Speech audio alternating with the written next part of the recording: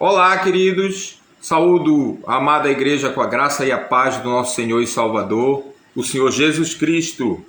Estamos aqui para entregar a lição da Escola Bíblica Dominical da classe Seguidores do Mestre Jesus. Somos nós, os adultos da Igreja Evangélica dos Irmãos, no centro, em Macapá, no Amapá. E nós estamos estudando as cartas a Timóteo e Tito. Estamos agora na segunda carta a Timóteo. E hoje nós vamos trabalhar, o texto básico é o capítulo 1, versos 1 a 18. Semana passada não tivemos lição, acho que foi a primeira vez, né, Fátima? Mas hoje, graças a Deus, estamos aqui. Agradeço a Deus pelo cuidado dos irmãos para conosco. Muitas pessoas se manifestaram no grupo da classe, muita gente me mandou mensagem no privado, muita gente orou e dou glória a Deus pela vida de todos vocês e sou grato. Antes da gente iniciar a leitura, nós vamos elevar os nossos pensamentos a Deus em uma palavra de oração para que nós comecemos a nossa lição. Oremos. Graças te damos, ó Deus, pelo privilégio que temos de fazer parte da tua família. Nós que somos pecadores, nós que, como pecadores, merecíamos estar irremediavelmente afastados do Senhor, alheios à tua vida, alheios à tua glória, mas o Senhor, que é Deus misericordioso, que é Deus amoroso, antes mesmo que o mundo fosse criado, decidiu nos salvar. E fez isso de uma maneira extraordinária, fez isso mediante a morte, o sacrifício do teu próprio Filho, que também é Deus, o Senhor Jesus Cristo. Por isso nós te louvamos, te engrandecemos, declaramos a tua bondade, o teu amor, a tua misericórdia, e também declaramos, ó Deus, a tua justiça, porque foi por causa da tua justiça que Jesus precisou sofrer, precisou morrer, para que a tua justiça fosse satisfeita, ó Deus. Tu és Deus perfeito, e nós reconhecemos isso e agradecemos pela oportunidade que nós temos de conhecer o Senhor Jesus, de pertencer à tua família. Nós que não merecemos, repetimos, não merecemos. E pedimos, ó Deus, no momento que nós abrimos a tua palavra para meditarmos nas tuas verdades, que o Senhor nos ajude, nos instrua, como o Senhor sempre faz, aliás, por meio do teu Santo Espírito, que também é o autor da tua palavra, que nós possamos não somente entendê-la, mas acolhê-la no nosso coração e obedecê-la nas nossas vidas, ó Deus. Essa é a nossa oração, isso é o que nós te pedimos, e pedimos isso em nome e pelo amor de Jesus, o nosso Salvador. Amém. Amém. Muito bem. Eu gosto sempre de dizer isso, né? Nós estamos usando como subsídio material da editora cristã evangélica, a revista para escola dominical, grupos pequenos, série adultos, cartas a Timóteo e Tito. Eu tenho a versão digital aqui hoje, eu tenho o e-book aqui do Kindle, né? Mas é a lição 9, guardar o Evangelho. Comentarista Jucimar Leite. E como eu disse antes, o verso básico, o texto básico, melhor dizendo, é a segunda carta a Timóteo, capítulo 1, versos 1 a 18. Vamos começar a leitura. A gente não...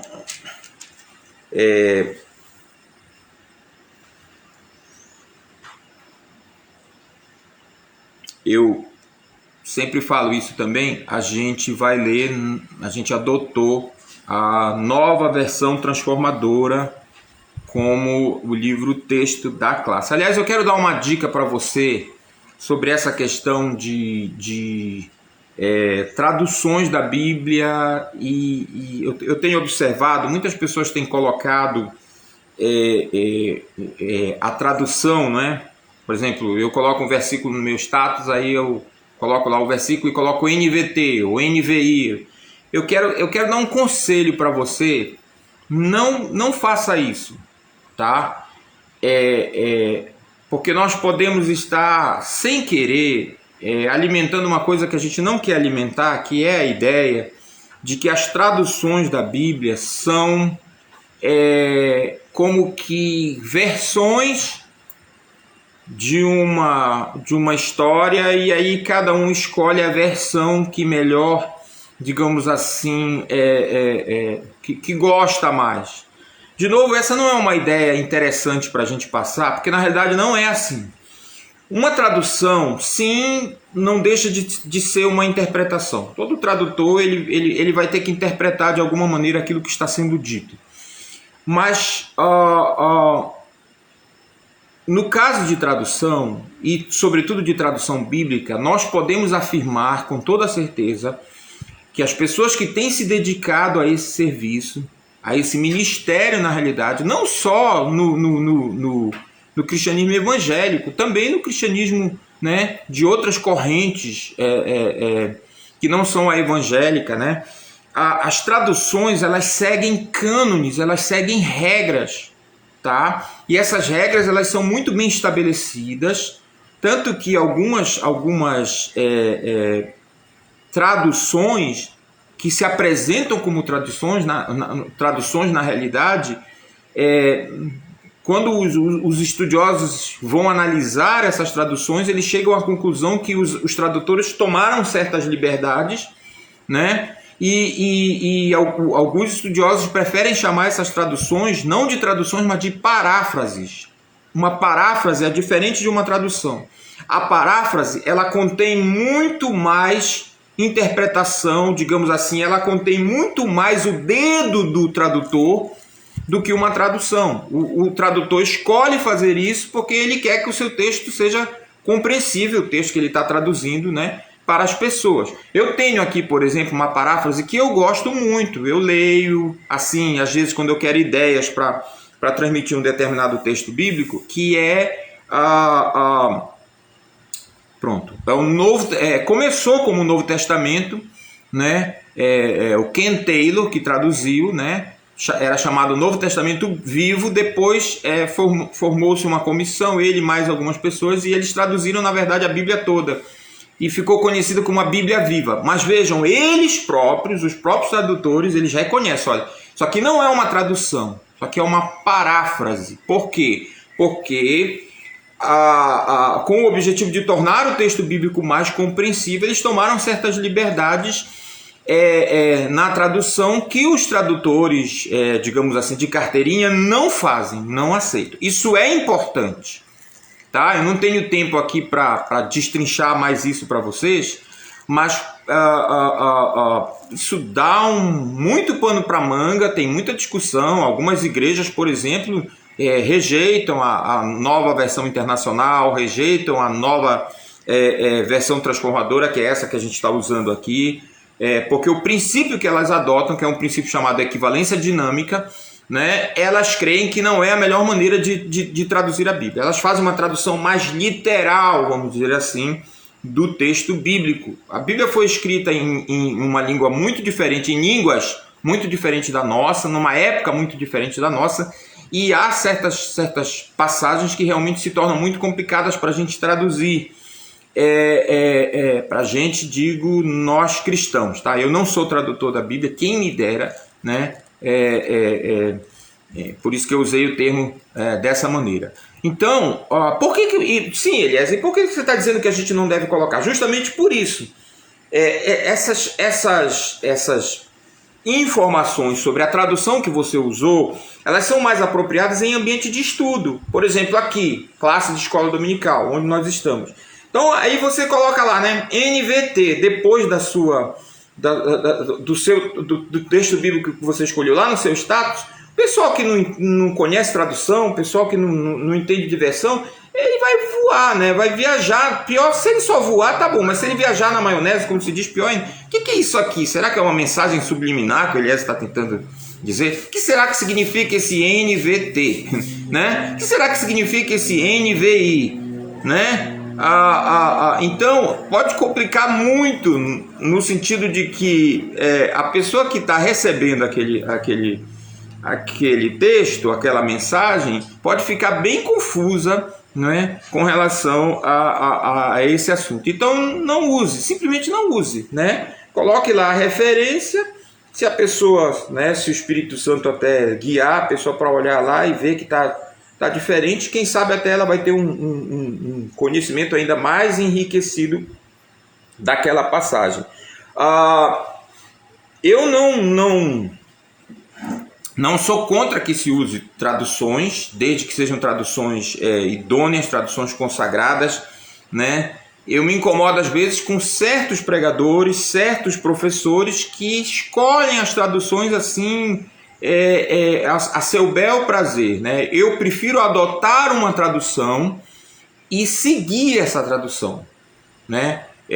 Um dos meus problemas com um livro aí muito famoso, que eu não vou citar o nome, um autor que se tornou muito famoso depois desse livro, mas ele cita inúmeras traduções, paráfrases, assim, indiscriminadamente no texto dele, e claramente ali ele escolheu aquela que melhor se adequava à agenda que ele tinha ao escrever aquele livro. E ele cometeu realmente certos abusos ali naquele livro, mas é um livro muito famoso, o pessoal gosta, fazer o quê? Né? Eu tenho por princípio usar uma tradução, né, e seguir com essa tradução e oferecer outras possibilidades de tradução ao longo do que eu estou dizendo no ambiente de estudo. Normalmente é assim que eu faço. E acho que todo mundo deveria fazer assim, com toda a humildade, se é que quem usa essa frase pode usar, né? Mas é assim que eu faço. Não gosto muito dessa história de ficar pensando traduções, né? Numa linha de raciocínio, como quem escolhe petiscos numa rotisserie, né? Eu realmente não gosto disso. Por isso aqui, como professor da classe, eu adotei a nova versão transformadora como livro-texto na classe. Muito bem, dito isto, vamos então ao texto. 2 Timóteo, capítulo 1, versos 1 a 18. Eu, Paulo, apóstolo de Cristo Jesus pela vontade de Deus, enviado para anunciar a vida que ele prometeu por meio da fé em Cristo Jesus, escrevo esta carta a Timóteo, meu filho amado. Que Deus, o Pai e Cristo Jesus, nosso Senhor, lhe deem graça, misericórdia e paz. Dou graças por você ao Deus que sirvo com a consciência limpa, como o serviram meus antepassados. Sempre me lembro de você em minhas orações, noite e dia. Quero muito revê-lo, pois me lembro de suas lágrimas. Nosso reencontro me encherá de alegria. Lembro-me da sua fé sincera, como era a de sua avó Lloyd e de sua mãe, Eunice, e sei que em você essa mesma fé continua firme. Por isso quero lembrá-lo de avivar a chama do dom que Deus lhe deu quando impus minhas mãos sobre você. Pois Deus não nos deu um espírito que produz temor e covardia, mas sim que nos dá poder, amor e autocontrole. Portanto, jamais se envergonhe de falar a outros sobre nosso Senhor. E também não se envergonhe de mim, que estou preso por causa dele. Com a força que Deus lhe dá, esteja pronto para sofrer comigo por causa das boas novas. Pois Deus nos salvou e nos chamou para uma vida santa. Não porque merecêssemos, mas porque este era seu plano desde os tempos eternos. Mostrar sua graça por meio de Cristo Jesus. E agora, ele tornou tudo isso claro para nós com a vinda de Cristo Jesus, nosso Salvador, que destruiu o poder da morte e iluminou o caminho para a vida e a imortalidade por meio das boas novas, das quais Deus me escolheu para ser pregador, apóstolo e mestre.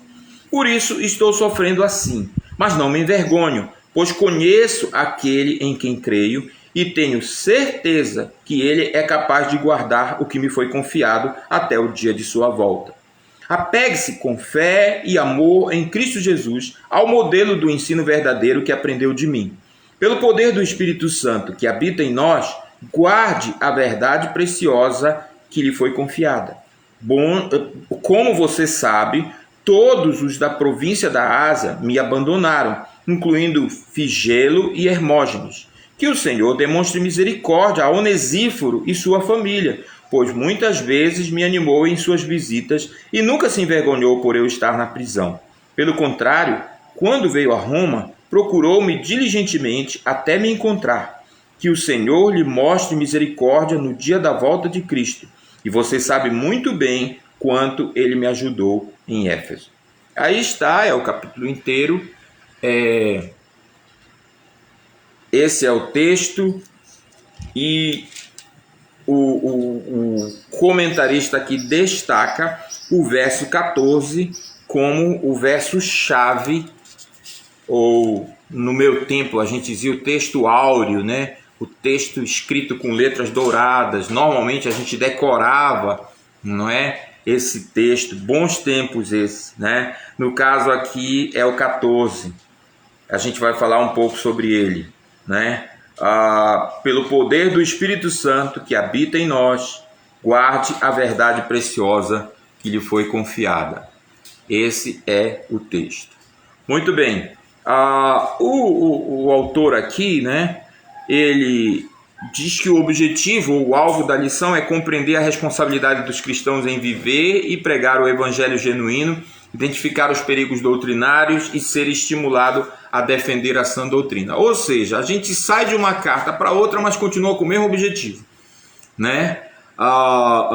Paulo tem em mente o homem de Deus. A gente já trabalhou, você pode olhar aí na linha do tempo lá em cima, né? Última lição a gente trabalhou esse conceito de homem de Deus no sentido técnico, no sentido estrito, no sentido em que Paulo estava pensando aqui mais, ou seja, aquele homem sobre o qual há um ministério de pregação da palavra, um ministério de ensino, como ele mesmo descreve aqui, de liderança, mas no sentido amplo, esse conceito homem de Deus envolve todos os cristãos. Todos os cristãos são chamados para serem homens e mulheres de Deus. Todos os cristãos, uma vez ou outra na vida, precisarão ser essa luz. Interessante que Paulo fala de reavivar a chama, né? Reavivar a chama. A gente tem uma ideia totalmente errada desse texto, essa que é a verdade, porque a gente sempre pensa naquela coisa de fogo e fumaça, fogo e fumaça, fogo e fumaça. Muita gente vive a vida toda assim, né? Nesse vai e vem, né? A vida cristã, nessa coisa de, né? É muito comum a gente ouvir isso das pessoas. Essa não é a ideia que Paulo está transmitindo aqui, queridos. Quando ele fala de reavivar a chama, na realidade ele está falando no sentido de manter a chama acesa, de manter o fogo constante o tempo inteiro.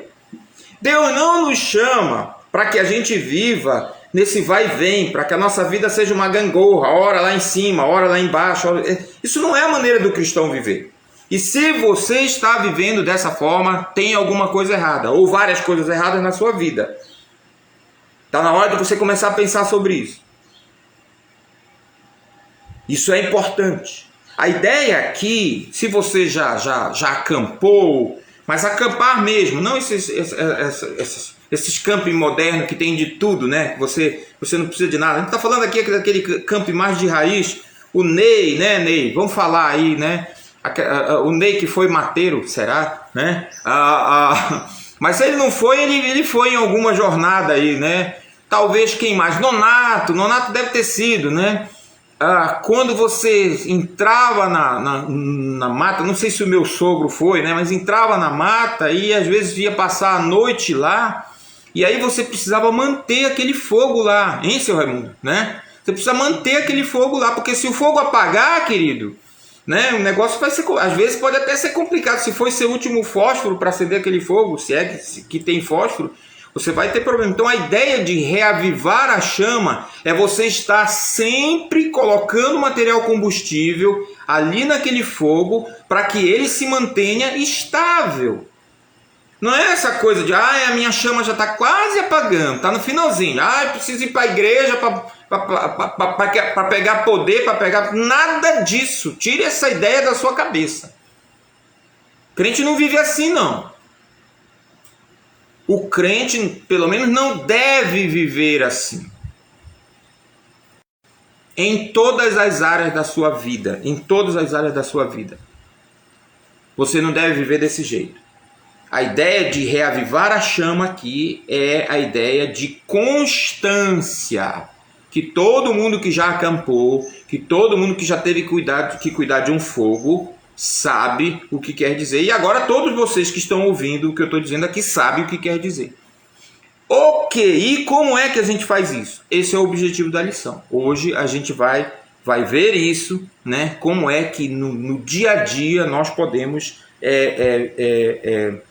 viver dessa maneira. Então Paulo vai falar o que ele já disse na outra carta, né? Mais especificamente em alguns trechos, mas ele vai dizer basicamente o que ele já disse na outra carta. Você não vai ter nenhuma novidade aqui. Não se preocupe, tá? Você não vai ter nenhuma novidade aqui. O autor começa a sua reflexão aí na introdução dizendo: para perder valores basta descuidar, para guardar é preciso se concentrar. Eu gostei disso. Já até trabalhei com os meus filhos aqui em casa, na mesa, essa ideia inicial aí da nossa lição. Esse é o ponto. Esse é o ponto. Até porque na vida social é o seguinte: você pode fazer tudo certo a sua vida inteira e é possível que as pessoas não vão notar. É ou não é verdade?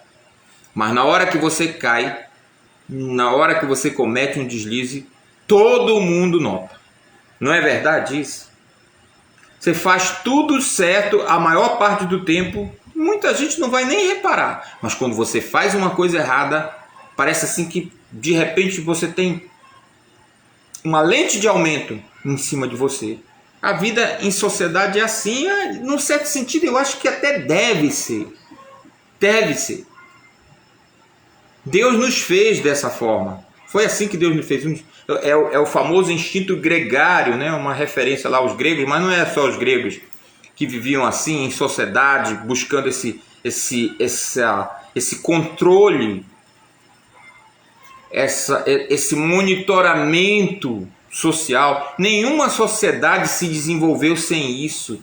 Só os antropólogos modernos, alguns deles, é que se levantam contra esse tipo de coisa, como se fosse uma coisa perniciosa. Às vezes por uma razão ou outra. Tem sim sociedades que utilizaram isso como um mecanismo de escravização das pessoas. Mas não existe sociedade que não se desenvolveu com esse tipo de mecanismo de controle, de monitoramento, de esse sistema de recompensa e castigo em algum nível. O ser humano é assim, não há outra forma de você viver em sociedade. E isso, inclusive, já foi comprovado cientificamente. Já fizeram vários... Eu sempre gosto de contar essa história, né? Colocaram câmeras em consultórios de médicos, né? Consultórios médicos e em outros lugares onde as pessoas têm que esperar. E eles avaliaram o comportamento das pessoas quando elas estavam sós e quando entrava alguém na sala, né? Tudo controlado, ambiente tudo controlado, né? Então o sujeito estava lá sozinho e ele se comportava de uma forma. No momento que entrava alguém na sala, poderia ser quem fosse. E eles inclusive catalogaram, quando entra uma pessoa da mesma idade, quando entra uma pessoa mais velha, quando entra uma pessoa mais jovem, quando entra uma pessoa do sexo oposto, quando entra uma pessoa do mesmo sexo. Catalogaram, sabe como é, né? Experimentos científicos são incríveis. Catalogaram tudo lá e foram verificando o comportamento das pessoas. Via de regra, todas as pessoas mudaram o seu comportamento na presença de uma outra pessoa, um desconhecido que eles não sabiam nem quem era. Vejam, isso é inato. Deus nos fez assim e Ele teve os seus motivos, as suas razões para nos fazer dessa forma.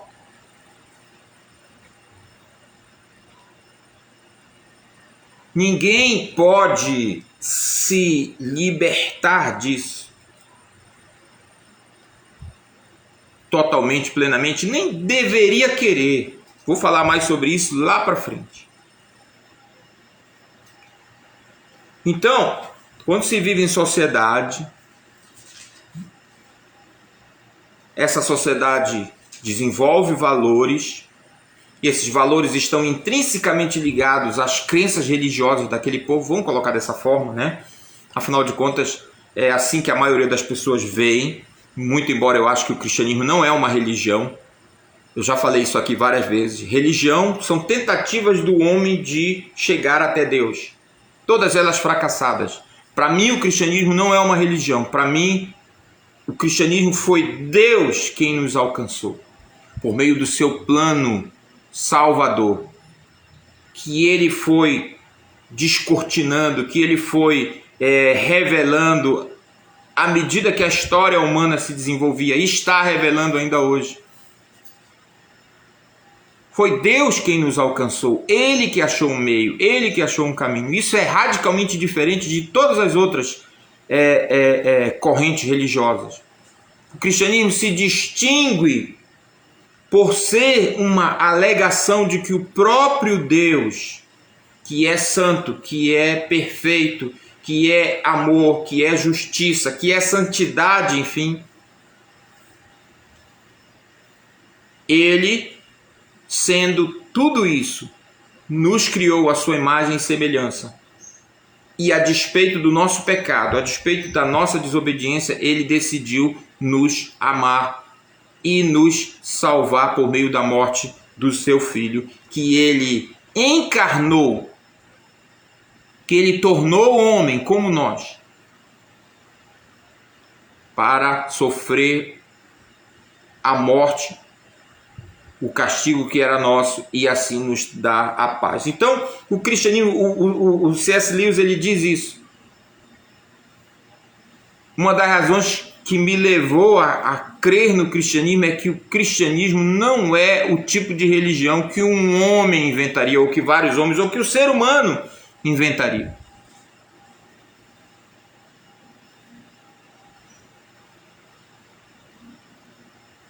E esse é um pensamento muito interessante, profundo, que a gente deve pensar. Então vejam, as sociedades criam os seus valores, e esses valores estão intrinsecamente ligados à concepção religiosa que aquela sociedade tem. Isso é um fato. E esses valores precisam ser cuidados, esses valores precisam ser amados, guardados, enfim, que eu vou explicar mais o termo guardar nesse versículo aqui, daqui a pouco. Então, se você descuida disso, você perde. Você perde. E basta um descuido. Basta um descuido. No entanto, manter esses valores custa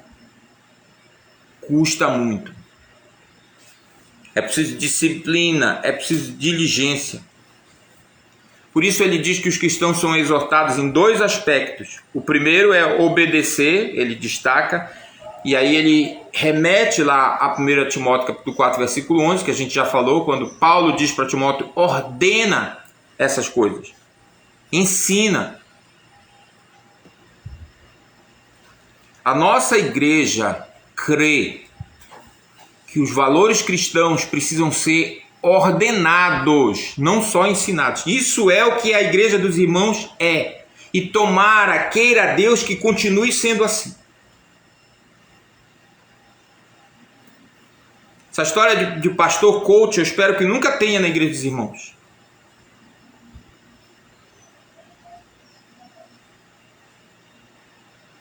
O coach, ele nunca manda nada, né? Ele só sugere, ele aconselha, né? Ele orienta.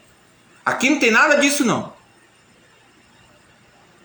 A palavra de Deus, ela é autoritativa, e quem prega a palavra de Deus, quem recebe de Deus esse mistério, recebe dele também a autoridade. Por isso Paulo insiste tanto com Timóteo, e ele já falou aqui de novo: não seja tímido, Timóteo. Não seja tímido. Timóteo, você é jovem, mas não deixe que as pessoas o desprezem por você ser jovem. Paulo se expressou nesses termos. Você é jovem, mas você recebeu um ministério imposto pelo Espírito Santo quando você foi ordenado. Portanto, cuidado, isso é um dom precioso. Isso é um dom precioso. O espírito que está sobre você não é espírito de timidez, não é espírito de covardia. É o espírito do próprio Deus.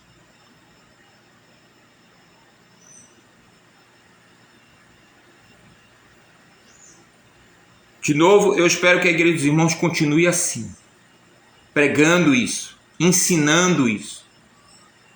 Muito provavelmente a Igreja dos Irmãos nunca vai encher, nunca vai ser uma igreja grande nos moldes que o mundo quer, enquanto a gente continuar pregando isso, porque muitas pessoas no mundo de hoje não querem isso, definitivamente.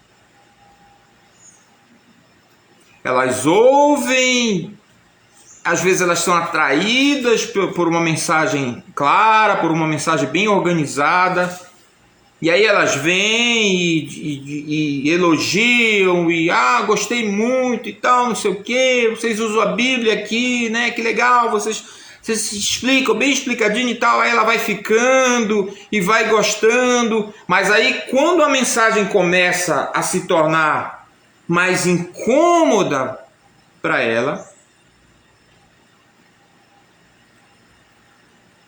aí, não raro, muita gente sai. Isso acontece. E provavelmente vai continuar acontecendo. Mas, de novo, a palavra é para ser ordenada, não só ensinada. Até porque, mesmo a palavra bem ensinada, mesmo a palavra entregue com propriedade, entregue com sabedoria, entregue com método, mesmo que você receba a palavra dessa maneira, ou seja, mesmo que você ouça, mesmo que você entenda, você ainda tem que decidir se você vai crer naquilo, e se você vai crer e praticar aquilo. Tem gente que ouve e diz: está certo, é isso mesmo, não, está correto, é a palavra de Deus, mas eu não estou sentindo isso. Eu não me sinto assim. Aí já era, mano. Aí já era. Aí complicou. Porque uma leitura mínima de passagem pela Bíblia, pelo menos pelos livros mais conhecidos, escolha qualquer um, você vai ver que Deus não é coach. Que Deus não é do tipo que sugere, que Deus não é do tipo que orienta e diz: ó, tá aí. Deus é do tipo que diz: faça isso. Se você fizer isso, você vai receber recompensa boa. Se você não fizer, a minha mão vai pesar sobre você. Esse é o Deus da Bíblia. E mais, no Velho, no Antigo e no Novo Testamento. Eu já falei sobre isso aqui e vou continuar repetindo. Não existe diferença entre o Deus do Antigo Testamento e o Deus do Novo Testamento. Os teólogos que pregam isso são hereges. Os teólogos cristãos. Eles são hereges. O Deus do Antigo Testamento é o mesmo Deus do Novo Testamento. A Epístola aos Hebreus, capítulo 12, que era o capítulo que as mulheres estavam estudando no departamento feminino, esse capítulo termina com um versículo avassalador. para as pessoas que caem nessa lorota de que o Deus do Antigo Testamento é um Deus cruel, é um Deus perverso, é um Deus vingativo, até dizer, mas o Deus do Novo Testamento é um Deus de amor. Jesus veio para inaugurar uma nova era, a era do amor, a era da misericórdia. O texto que eu disse, Hebreus capítulo 12, o último versículo diz assim: o nosso Deus é fogo consumidor. Você já viu imagens de um incêndio, de um grande incêndio? Eu me lembro que eu estava em Belém quando o supermercado Nazaré pegou fogo. Não sei quantos de vocês se lembram, vocês paraenses que estão ouvindo aí, eu não sei quantos de vocês se lembram. Coincidentemente, eu estava indo na casa do meu tio, carinhosamente conhecido como Caju. Estava indo lá na casa dele, nem me lembro por que eu estava indo lá, e fui testemunho ocular desse sinistro pavoroso, gente. Eu desci, aliás, eu estava caminhando e de repente eu vi aquela correria, as pessoas correndo, né? E aquela coisa e tal, e aí eu fiquei até meio assim, que foi, o supermercado está pegando fogo, o supermercado está pegando fogo. Gente, eu espero não estar me enganando com o supermercado, mas eu acho que foi esse, eu não lembro, minha cabeça já não está muito boa. Eu sei que eu cheguei lá próximo e vi realmente o negócio, a cena era horrível.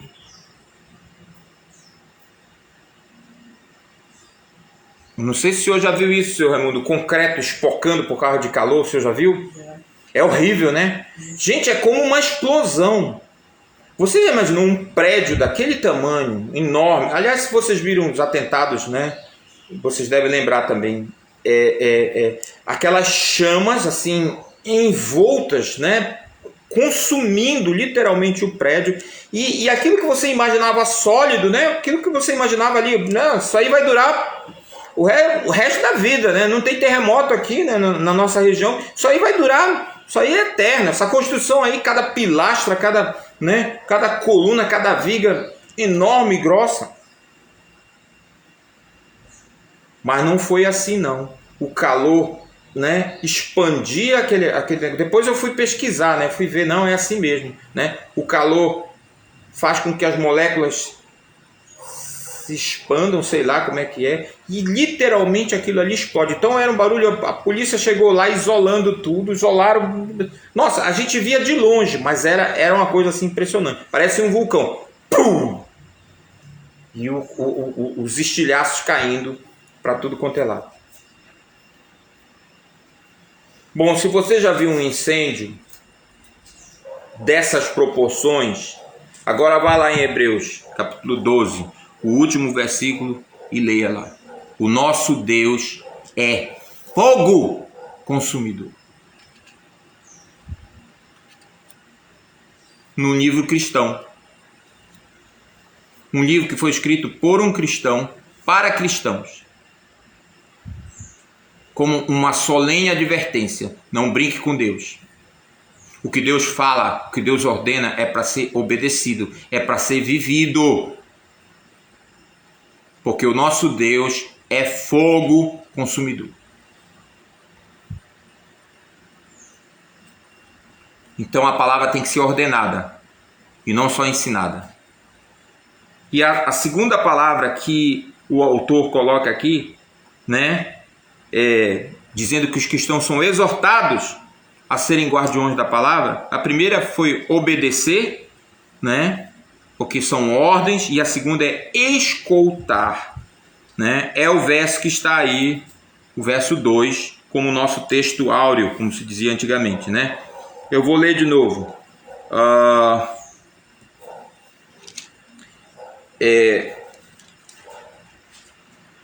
Esse texto, ele está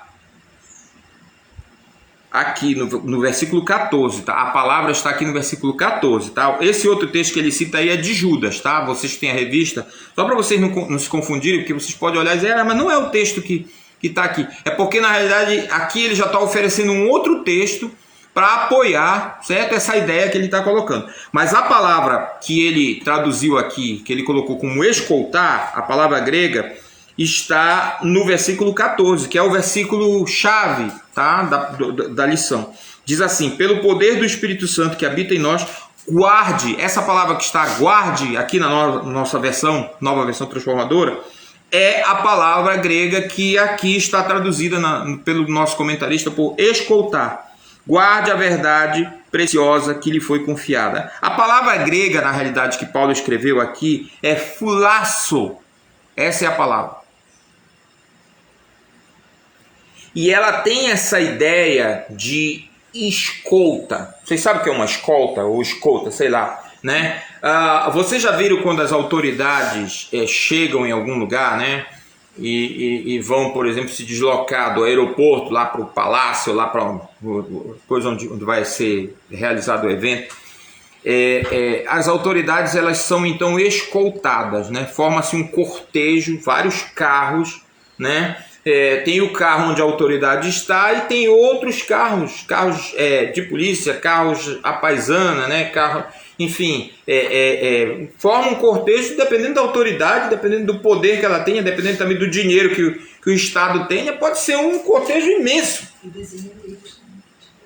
Né? E dependendo dos inimigos também, diz a Fátima aqui, dependendo dos inimigos, é verdade, né? Se forem inimigos poderosos, maior ainda, mas às vezes tem até apoio aéreo, né?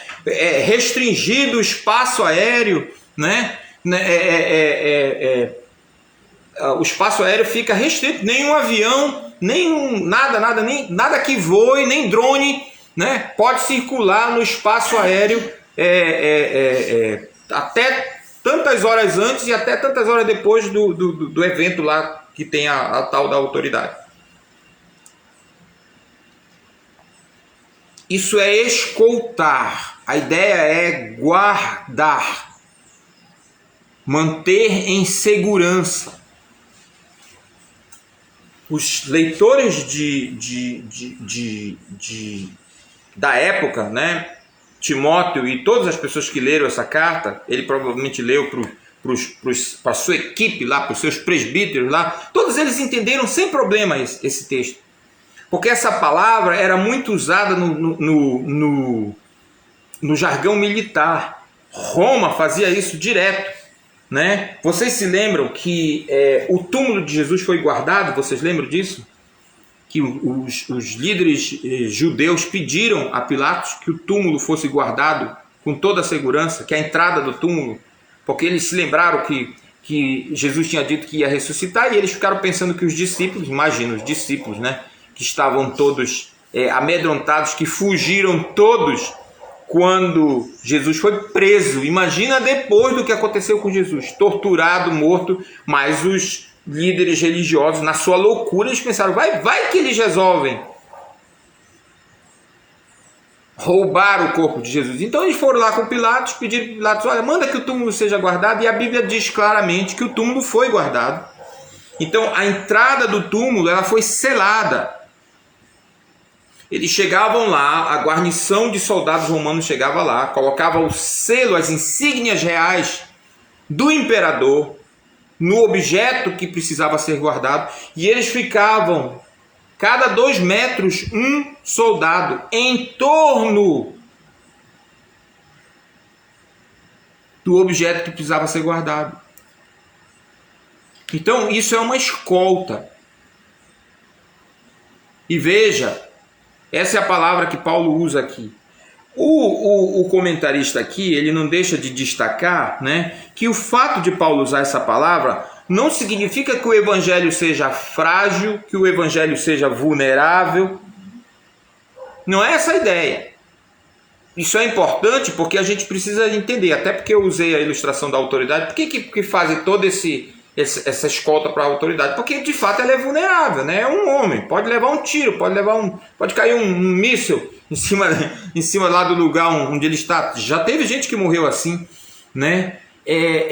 Mas não é essa a ideia aqui. A ideia é que aquilo precisa ser guardado por causa do seu valor intrínseco.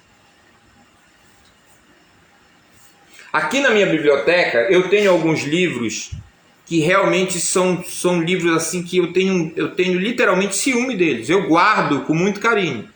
Talvez essa ideia vai ajudar você a entender melhor o que eu estou tentando dizer. E por que eu guardo esses livros com tanto carinho? Porque são livros especiais para mim. São livros que me ajudaram muito e ajudam outras pessoas. Alguns deles têm temas bem específicos, né? Situações realmente bem específicas de vida, né? Que às vezes a gente passa e que quando acontece a gente precisa de um conselho específico naquele ponto ali. Então eu tenho aqui, nessa estante que está aí atrás de mim, alguns livros nessa condição, e tenho outros que são ainda mais preciosos que não ficam aqui, que ficam no meu quarto, guardados sob chave.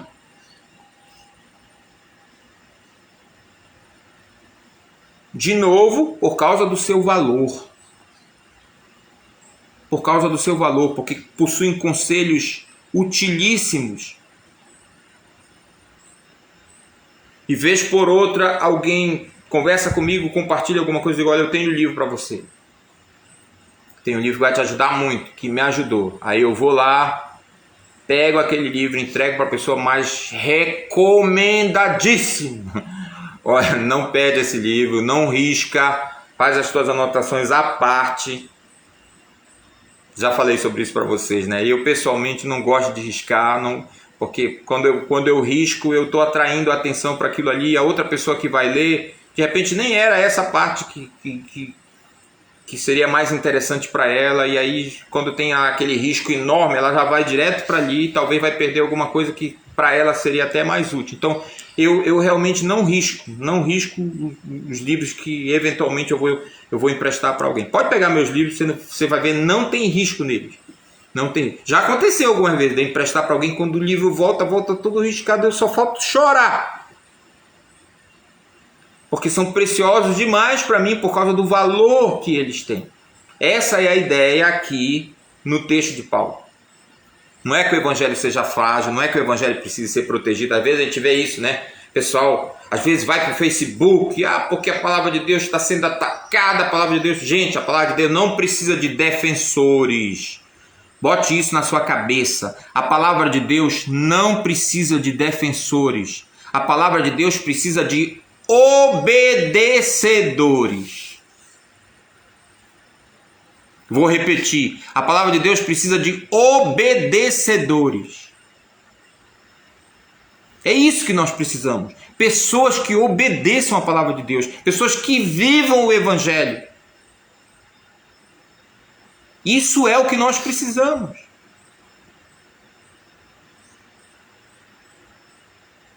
Porque se eu vociferar, se eu falar, se eu reclamar, se eu disser: você é um infiel, lá no Facebook, mas eu não viver isso dentro da minha casa, não adianta. Não adianta. Não se esqueçam que quem nos adverte sobre isso não é outro que não o próprio Deus, quando ele diz: este povo honra-me com os lábios, mas o seu coração está longe de mim. Em vão me adoram, ensinando preceitos que são preceitos de homem e não os meus preceitos. Porque o preceito de Deus, ele transforma, queridos. Então nós precisamos atentar para isso.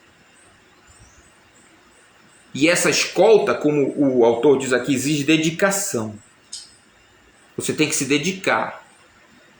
Falei sobre isso na última lição, adivinha? Hoje a gente vai falar de novo. O texto lá de Juízes a gente viu, né? Porque é importante. Vamos olhar lá de novo, Juízes capítulo 2, versículo 10. Quando Josué morreu, o texto é claro, né? O povo desobedeceu. Todos os dias de Josué, o povo ficou lá, fiel. Aquela palavra de Josué: eu e a minha família serviremos ao Senhor, ela se cumpriu. E todos os dias de Josué, quando Josué liderava o povo ficou fiel a Deus. Mas infelizmente, quando ele morreu. Antes de ler o verso que está listado aí, eu vou ler capítulo 1, verso 1, para a gente entender bem, que é o que diz aqui. Depois da morte de Josué, os israelitas perguntaram ao Senhor: qual das tribos deve ser a primeira a atacar os cananeus? O Senhor respondeu: Judá, pois eu entreguei a terra nas suas mãos. Os homens de Judá disseram aos seus parentes da tribo de Simeão: aí começa, eu não vou ler todo o ataque, né? Mas vamos avançar mais um pouco. Deixa eu ver se eu acho o texto específico que eu quero. Aqui, os problemas começaram aqui. O povo começou a desobedecer. 19. O Senhor estava com a tribo de Judá, ela tomou posse da região montanhosa, mas não conseguiu disputar os habitantes da planície, pois eles tinham carro de guerra com ordem de ferro. A cidade de Hebron foi entregue a Calebe, conforme Moisés havia prometido, e ele expulsou seus habitantes descendentes dos 3 filhos de Enac. A tribo de Benjamim, porém, não conseguiu expulsar. Aí começa. A terra ficou habitada pelos povos que Deus disse para o povo de Israel: olha, vocês têm que eliminar esse pessoal daí. E aí a gente chega no capítulo 2, verso 10. Depois que aquela geração morreu e se reuniu a seus antepassados, surgiu uma nova geração, olha que coisa triste, que não conhecia o Senhor, nem tinha visto as grandes coisas que ele havia feito por Israel. Como assim? O que foi que aconteceu? Como assim? O que foi que aconteceu?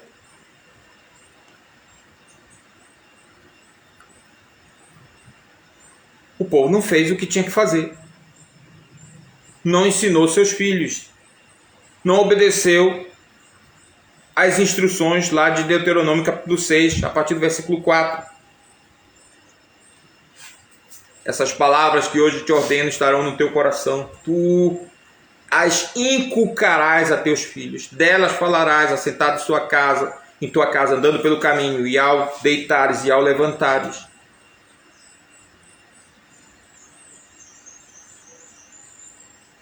Coloca lá nas ombreiras da tua porta. Coloca por frontal entre os teus olhos. Eu vou dizer uma coisa para vocês. A gente entra na casa de algumas pessoas que não são crentes, que são adeptos de várias religiões, que não são o cristianismo. E é interessante, um olhar rápido na casa da pessoa e você logo identifica a fidelidade religiosa dela. Mas você entra na casa de alguns crentes, você olha e não encontra um indicativo, um distintivo de que ali mora um cristão evangélico.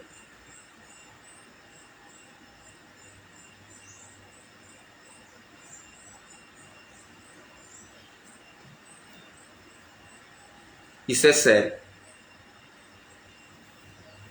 A gente fala, né, da Bíblia, né? Eu já critiquei várias vezes as Bíblias empoeiradas, muitas vezes em cima de pórticozinho, em cima de púlpitozinhos nas casas ou em algumas repartições. Você olha aquilo ali, nossa, já tem 2 quilos de poeira em cima da Bíblia, nem sequer a Bíblia é folheada. Isso acontece, isso é um fato. Não é só colocar lá e deixar lá. Mas também é um fato, vou dizer de novo, que algumas casas de alguns crentes, você entra lá e não tem absolutamente nada que seja distintivo, nada que indique que ali habita um cristão evangélico. Isso também é ruim, na minha opinião. Isso também é ruim. Eu já falei várias vezes, vou continuar falando. Casas onde sequer um versículo da Bíblia é lido, de vez em quando que seja. Em família. Vejam, é algo que a gente pode fazer, eu já disse, só ler. Só ler. Sentou para almoçar, sentou para tomar café, abre a Bíblia, lê um versículo.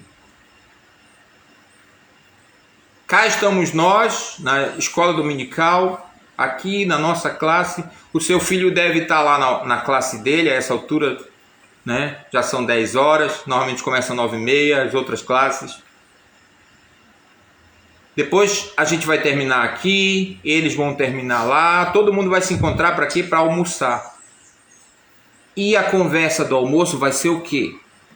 Será que vai ter alguma pergunta para o seu filho? Meu filho, o que você estudou lá na sua classe hoje? Ah, ok. Lá na minha classe o professor falou isso e assim vai.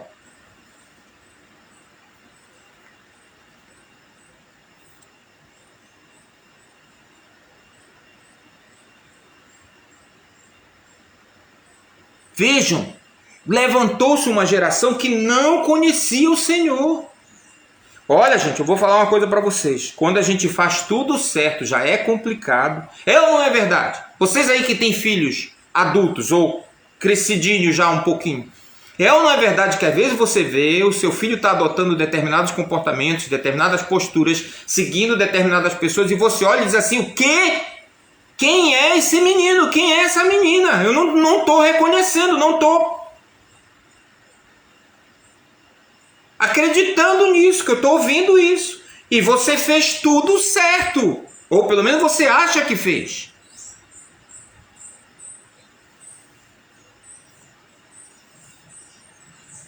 Leu a Bíblia, compartilhou a palavra de Deus, ensinou, orou. Imagina quem não faz isso. Imagina quem não faz. Nós precisamos retomar o hábito de respirar o cristianismo dentro da nossa casa, com a nossa família. Se a sua família é só a sua esposa, você deve fazer isso com ela. Se a sua família é você, a sua esposa e um filho adulto já, não importa se ele já tem a vida de devoção dele, se ele já tem a classe dele, vocês precisam conversar sobre as coisas de Deus. Não confie que o seu filho está aprendendo tudo que ele precisa lá na classe de escola dominical, não. Não confie nisso. Cheque, faça a sua parte, tenha a sua própria agenda com o seu filho, com a sua filha. Não importa quantos anos ele tem, não importa se ele já tem barba na cara, não importa. Se você convive com ele, se vocês estão na mesma casa, vocês precisam conversar sobre Deus e as coisas de Deus. Conte a sua experiência, conte o que você aprendeu com Deus, conte o que Deus tem lhe ensinado. Isso é importante. Isso é importante. Isso é fundamental. Essa escolta, essa proteção não tem a ver com a fragilidade do Evangelho. Tem a ver com a nossa fragilidade. O Evangelho é o poder de Deus que nos protege de nós mesmos. Por isso ele precisa ser cuidado na nossa vida. Por isso ele precisa ser obedecido. Por isso ele precisa ser guardado. Você está entendendo? Faça isso. Ah, Elias, não tem ninguém em casa, sou só eu. Arrume alguém. Então arrume uma pessoa. Arrume um crente fiel que possa ser essa pessoa que vai lhe ajudar, que vai lhe monitorar, que vai lhe acompanhar. É ruim quando você não tem com quem contar. É ruim quando você não tem a quem prestar contas. Acredite em mim. Ninguém deve ficar sem prestar contas a alguém. Não importa quem seja. Não importa o que faça.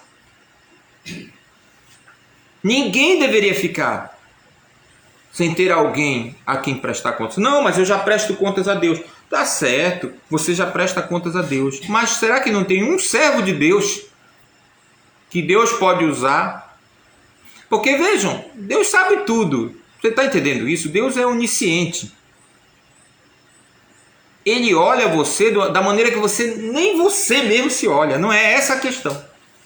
De novo, eu estou pensando no seu benefício, no seu bem-estar. Não, quanto a Deus, não se preocupe não.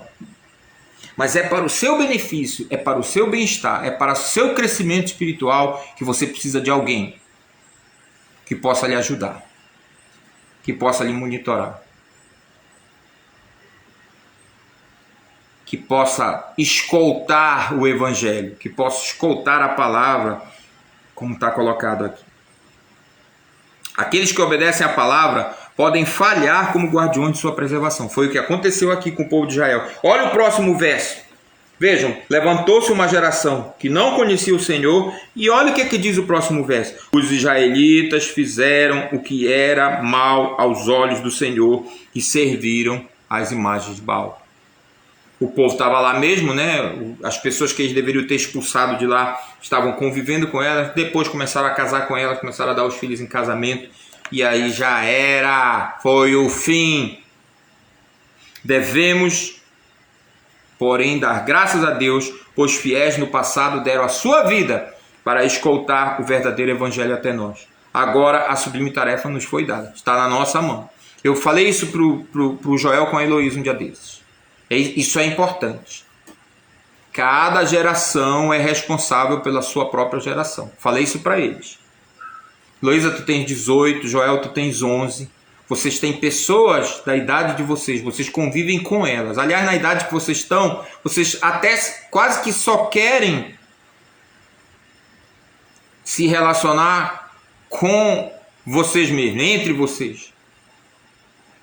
Tá na moda, né? Fulano vai comemorar o aniversário, mas é só pra patotinha dele, é só pra galerinha dele. Tá na moda isso. Pai não entra.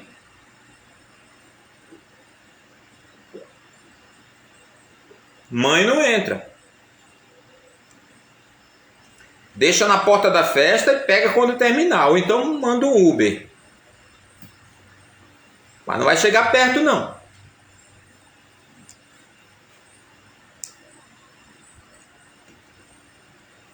Pelo menos 2 vezes a Heloísa foi convidada para esse tipo de festa. Nem preciso dizer para vocês que ela não foi, né? Estava expresso lá no convite, apenas para o convidado. Digo, puxa, o negócio tá pegando. Precisamos ser guardiões do Evangelho, escoltar o verdadeiro Evangelho.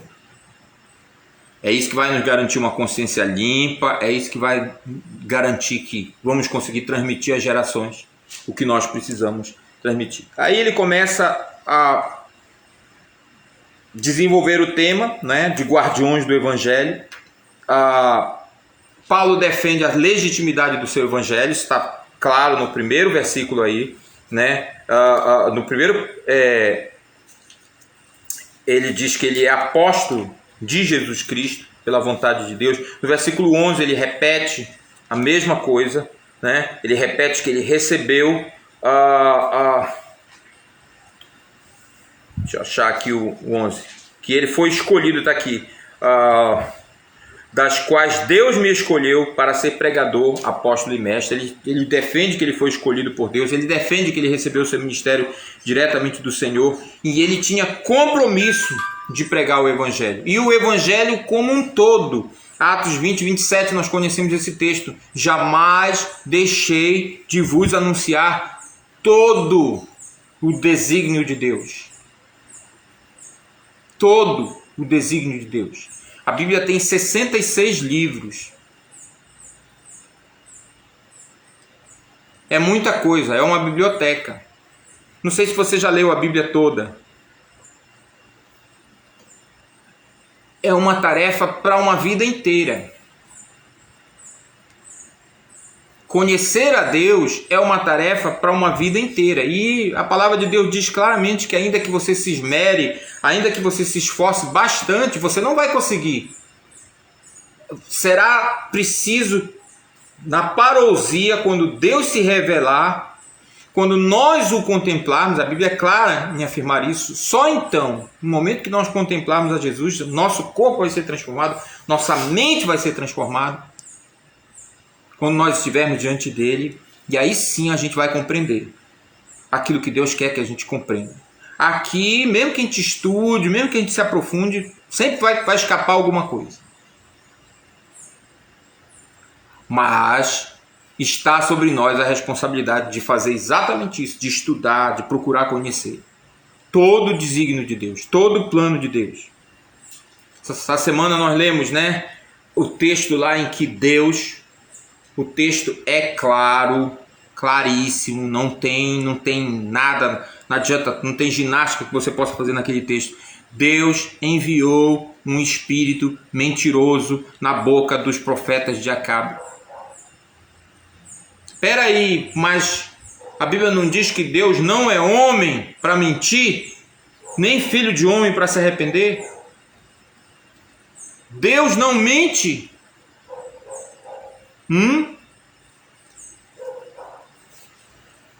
Mente. Agora vão pedir minha carteira. Mente. Ou melhor, eu posso afirmar pela palavra de Deus que pelo menos uma vez Deus mentiu. E é nesse texto aí. O texto é claro. O Senhor enviou um espírito enganador aos teus profetas Acabe para te destruir, porque o Senhor decidiu te destruir. Uau! O nosso Deus é fogo consumidor. Não brinca com ele, não. Não brinca com ele. A sentença sobre Acabe já estava proferida desde o incidente com Nabote. Vocês lembram disso? Se você não está sabendo de nada que eu estou dizendo aqui, vai estudar. Vai ler esse texto. Acabe foi um rei perverso. Veja, um rei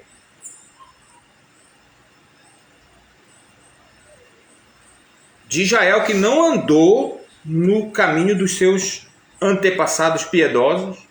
Não andou no caminho de Davi, que teve os seus problemas sérios, gravíssimos, mas morreu aos pés do Senhor. Eu creio, como diz o Charles Swindoll, morreu ao quebrado mesmo. Davi deve ter morrido com um peso em cima dele enorme, eu acredito nisso.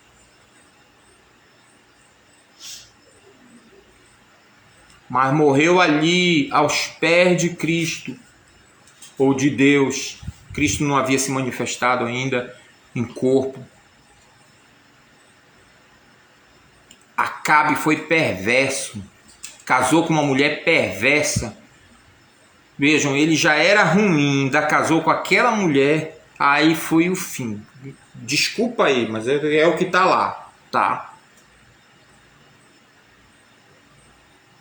Era a pior mulher da face da terra para um cara como Acabe.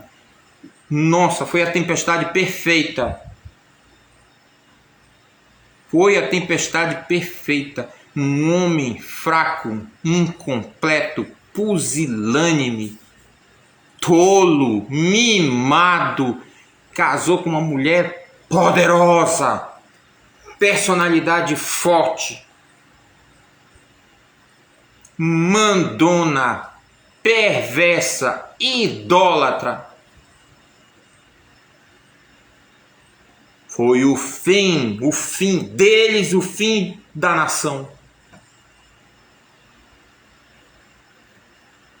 E Deus usou desse expediente aí altamente improvável, mas colocou um espírito mentiroso na boca. Aí você vai dizer, né? Você vai falar, né? Não, mas o texto diz que saiu um espírito e disse: eu vou, sairei e serei espírito mentiroso. Meu querido, o profeta Micaías diz lá embaixo. O Senhor, tudo é Deus, gente. Se Deus quiser mentir, Ele mente e Ele vai continuar sendo santo. Porque Ele não é como nós. O sentido, presta atenção, eu acho que eu acabei abrindo um parênteses aqui, mas eu recomendei esse texto para vocês, agora eu vou ter que explicar até o fim. Quando Deus diz, Deus não é homem para que minta, o que Deus está querendo dizer é que se Deus mentiu, Ele não faz isso como o homem faz. E não é igual a nós. Não se coloque no mesmo nível de Deus ao julgar Deus. Meu Deus, é isso mesmo que está escrito? Não é isso. Nossa, Deus fez isso. Deus pode. Na sua santidade, Ele faz coisas que para nós parecem chocantes. Mas dentro do que Ele é, para Ele mesmo, está tudo correto. Deus não pode se autocontradizer. Ele é perfeito. E se dentro do julgamento dele, ele deixou que Acabe fosse enganado pelos seus próprios profetas, aquele texto se você leu com atenção, você viu que Micaías, quando ele chega lá, ele diz o que os outros tinham dito. Até porque o cara que foi chamado disse, olha, todo mundo já falou bem, todo mundo já disse que é isso mesmo, todo mundo já disse que é para os reis irem lá e lutarem. Cuidado com o que tu vais dizer. E Micaías diz, eu vou falar o que o Senhor mandar eu falar. Aí Micaías chega lá e ele fala exatamente o que os outros falaram. Vai lá, sobe que tu vai ser vitorioso. Com uma ironia carregada na voz.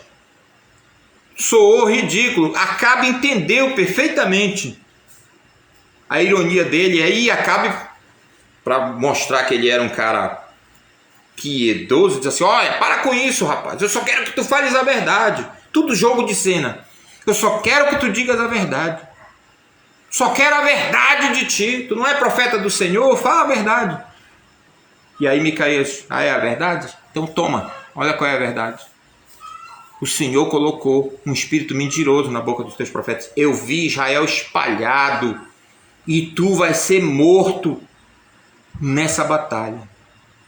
Se Acabe fosse um homem piedoso, se Acabe fosse um homem, se naquele momento ele tivesse se arrependido e disse, poxa, eu não vou mais.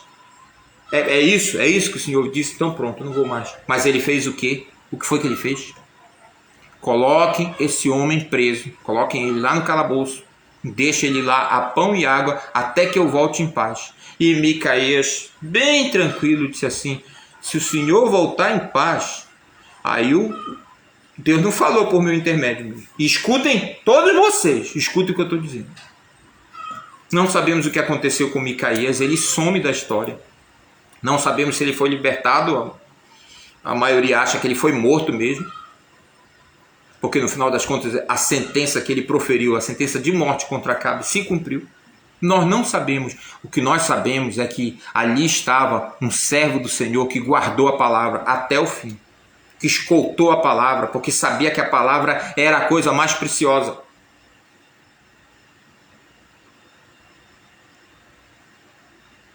Então, ao custo da sua própria vida, ele se manteve fiel ao seu Deus.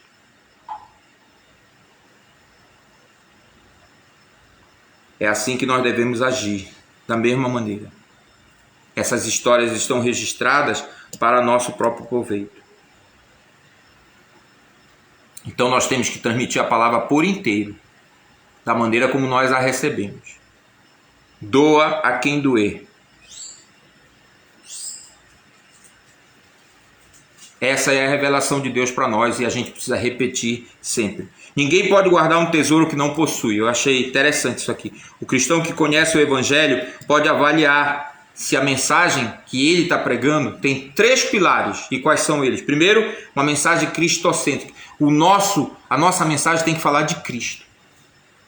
Não é só a nossa mensagem, não é só aquilo que a gente faz, a nossa vida também tem que falar de Cristo. Essa semana eu tive a oportunidade de reencontrar um ex-aluno meu que gosta de mim. Eu tenho que dizer isso porque eu tenho ex-alunos que não gostam de mim. Eu tenho que ser bem sincero, né, com vocês. Eu tenho ex-alunos que não gostam de mim, claro, né? Mas essa semana Deus me deu o privilégio de encontrar um ex-aluno que gosta de mim. Então eu fico até meio constrangido quando eu encontro esses meninos, porque a gente estava lá no aniversário da minha sobrinha, ele é amigo dela, e aí quando ele me viu lá, ele ficou bem contente, aí falou até que tinha sonhado comigo, olha só que história.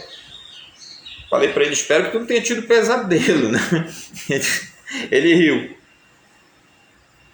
E ele falou um monte de coisa lá, e eu disse para ele, olha, rapaz, tudo isso aí, se eu conseguir, de alguma maneira, imprimir alguma coisa na tua vida, não fui eu, foi Cristo.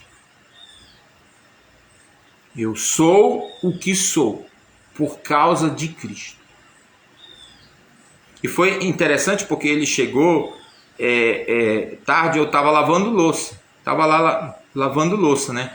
E aí o pessoal chamou, olha, vem cá, vem ver isso aqui, essa cena aqui, tu tu vais te surpreender. Olha quem está lavando louça ali.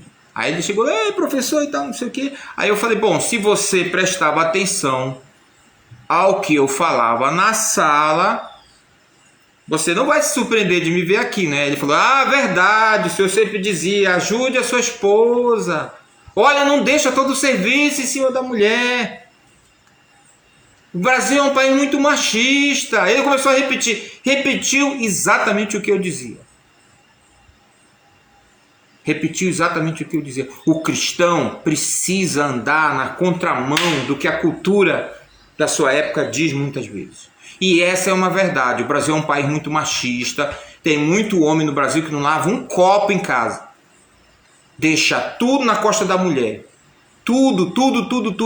O cristão não deve ser assim. O marido cristão, ele deve ajudar a esposa. Eu não estou dizendo que lavar copo é serviço de mulher. O que eu estou dizendo é que na maioria dos nossos lares ainda há essa ideia. E nós precisamos nos levantar contra isso. Por favor, não vão denunciar meu vídeo, não vão dizer que eu estou dizendo o que eu não disse. Eu estou falando exatamente no contrário disso. A nossa cultura ainda deixa a criação de filhos muito em cima da mulher.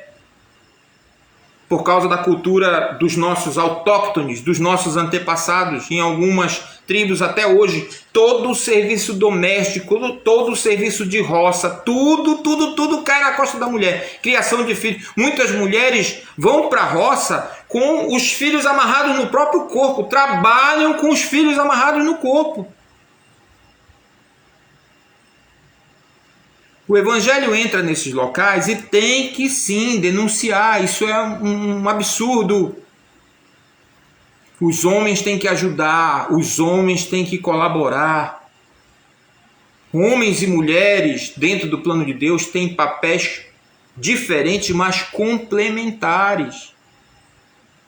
Nós precisamos defender isso, nós precisamos afirmar isso e, mais importante de tudo, nós precisamos praticar isso.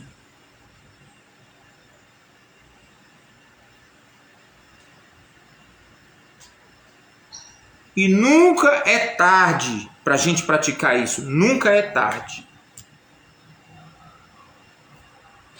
Isso é importante. Muito importante. Então a nossa mensagem tem que ser cristocêntrica. A gente tem que falar de Cristo. A gente tem que dizer, olha, é Jesus. É Jesus que faz essa obra na nossa vida. A gente tem que dizer como Paulo, não eu, mas a graça de Deus comigo. A mensagem também tem que ser uma mensagem de salvação, pela graça. Nós também precisamos dizer às pessoas, olha, eu não sou melhor do que ninguém, eu sou um pecador alcançado pela graça, pelo favor de Deus. Um dia eu precisei reconhecer a minha condição miserável de pecador diante de Deus, confessar os meus pecados a Ele e receber o perdão.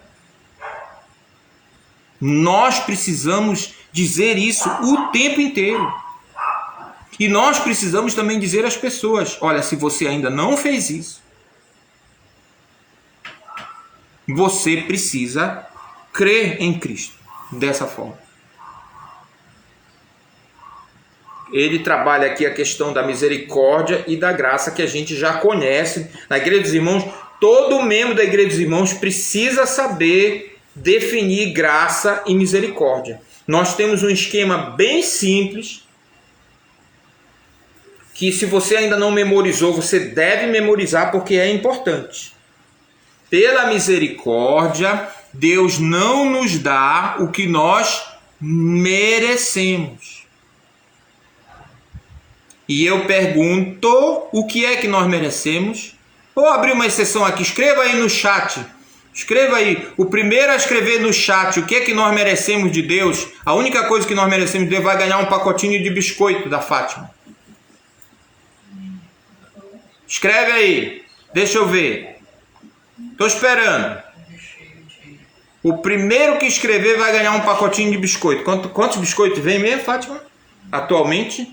Nova versão? Atualmente não tem, né? 12 biscoitinhos. Tá valendo, tá saindo barato para vocês. 12 biscoitinhos. Escreva aí. A Sônia escreveu nada. Errou, Sônia. Poxa, o que é que nós merecemos de Deus? A única coisa que nós merecemos de Deus. A Ana escreveu nada também. Olha, nada não está valendo, gente. Não é essa a resposta. O que é que nós merecemos de Deus? A Elias colocou inferno. Tem que ser aqui no chat. Tem que ser aqui no chat. O Elias escreveu castigo. Eu acho que não tá boa essa resposta ainda. Maria Souza, condenação. Melhorou.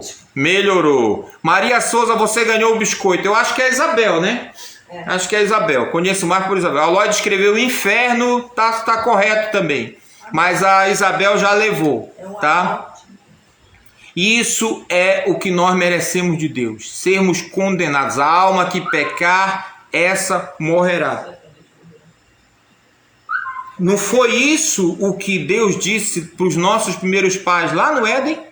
Não foi isso? Foi ou não foi?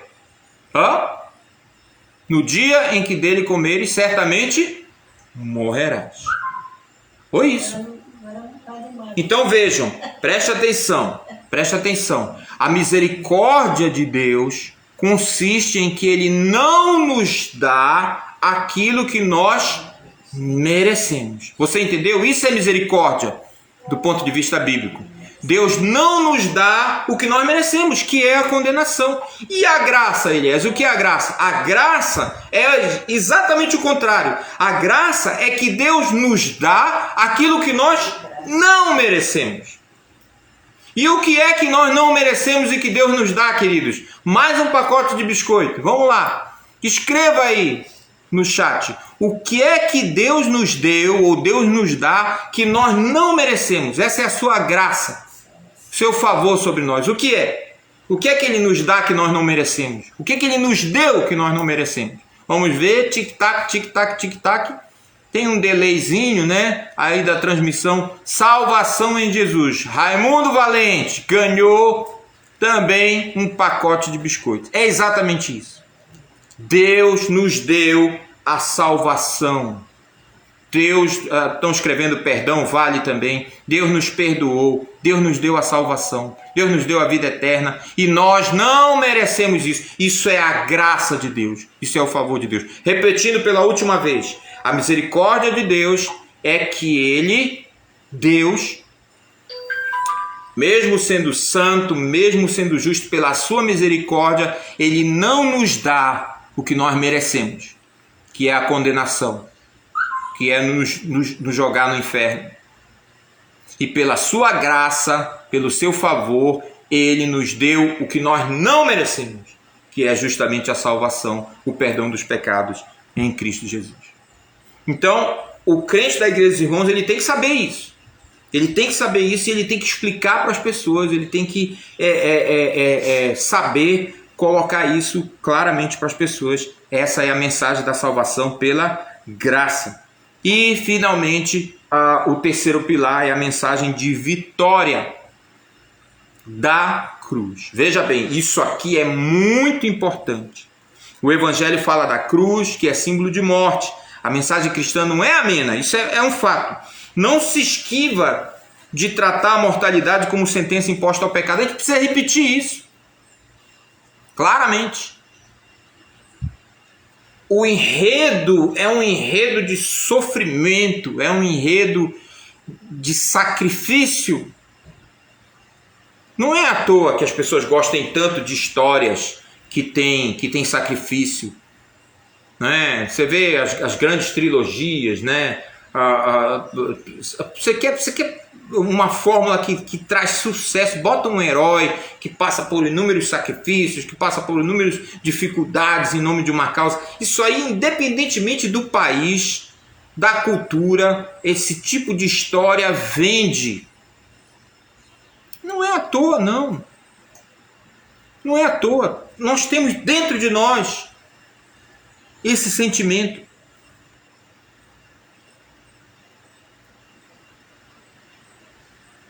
E a mensagem do Evangelho não esconde isso. Sim, Deus colocou o seu filho. Deus pendurou o seu filho naquela cruz. Deus matou o seu filho. Mas, é aí que está. No caso de Jesus, Paulo diz isso claramente, a cruz foi triunfo. Ele triunfou de Satanás, sobre os poderes das trevas,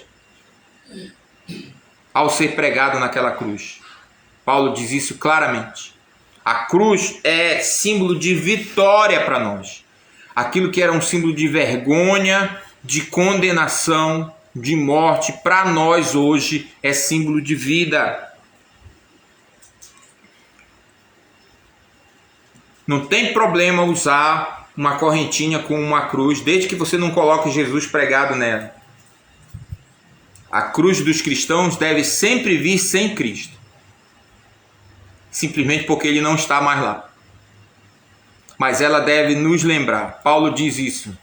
Longe de mim me gloriar em outra coisa que não seja na cruz de Cristo. Porque é pela cruz que eu estou crucificado para o mundo e vivo para Deus. Então, para nós, a cruz é símbolo de vitória. É sempre bom a gente repetir isso, sempre bom. Nós fomos salvos para que a gente viva uma vida vitoriosa. De novo eu vou dizer, nada desse negócio de altos e baixos, nada desse negócio de se acostumar a viver com a chaminha apagada, com a chaminha forte. Isso não existe. Jesus triunfou das forças das trevas na cruz. Ele nos salvou para que, mortos para o pecado, mortos para nós mesmos, nós vivamos para Deus em vitória.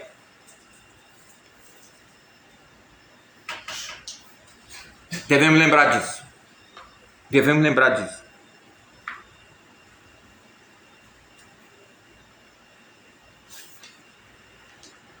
Por isso, aquele hino tão caro, tão lindo, que nós cantamos, ele começa falando do que é a cruz, né? Um emblema de vergonha e dor.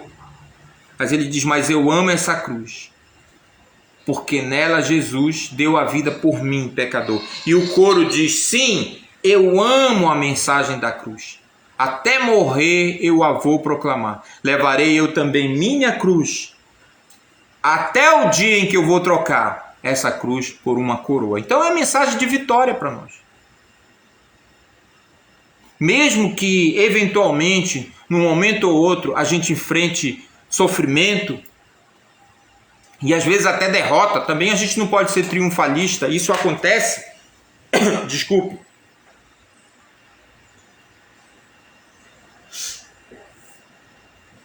Mas a gente deve lembrar,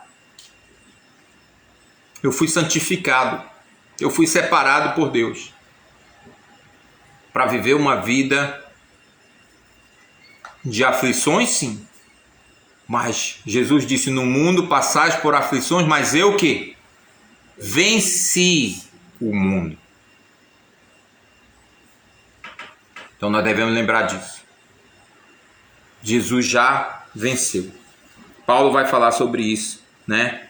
Que Cristo, pela sua morte, derrotou a morte na cruz. E que os homens que pelo pavor da morte estavam escravizados a vida toda,